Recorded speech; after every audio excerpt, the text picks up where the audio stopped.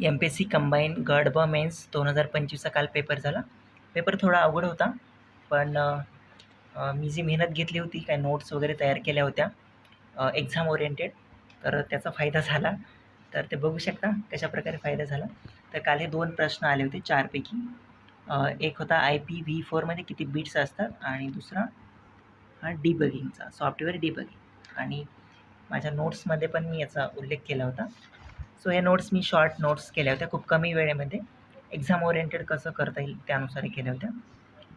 So हे debugger बघू शकता.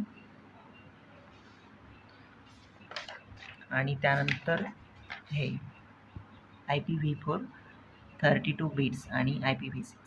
सो थोडंसं जर राईट डायरेक्शन आपण जर गेलं आणि एकही विषयचं स्किप नाही केला, ठीक आहे, अवघड आहे, पण जे इम्पॉर्टंट आहे PYQ नुसार जर आपण केलं तर काही ना काही फायदा होतो आहे. जर एकाच ह्याच्यावर आपण डिपेंड राहिलो आणि तिथं जर आता मिस्टेक झाल्या तर मग नुकसान होऊ शकतं. जसं आता गणितामध्ये थोडंसं माझ्या मिस्टेक झाल्या, पण दुसरीकडे थोडंसं मला तिथे फायदा भेटते आहेत अशा विषयामध्ये, जे की माझे स्ट्रॉंग नाही आहेत.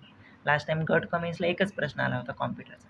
सो आता जर मला 2-3 येत आहेत तर मला वाटतं थोडंसं काही ना काही मी तिकडचं दुसरीकडे नुकसान होतं ते इकडं भरपाई होती. सो मला वाटतं शॉर्ट नोट्स खूप महत्त्वाच्या आहेत आणि खूप जास्त बल्की पण गरज नाही. इकडे पण एकदा लिहिलं होतं मी ते IPv4 32 mostly used.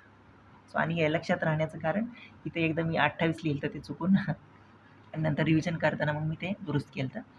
So so important notes आणि शॉर्ट नोट्स एक्झाम ओरिएंटेड मला वाटतं तो फायदा ठरतं रिव्हिजन करण्यासाठी. सो 2-3 वेळा रिव्हिजन केल्यावरती अशा गोष्टी लक्षात पण राहतात. सो राईट डायरेक्शन महत्त्वाची. किती करता, काय करता करण्यापेक्षा करणं महत्त्वाचं आहे, स्किप करण्यापेक्षा.